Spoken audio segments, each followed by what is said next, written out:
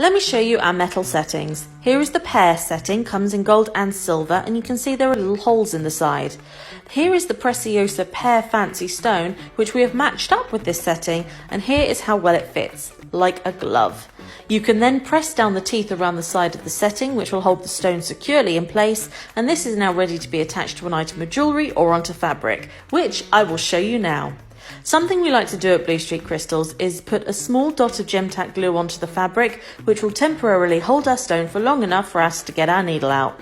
Secure the thread with a double knot round the back and then thread up through the fabric as close to the setting as you can and thread through the available hole and back down the other side.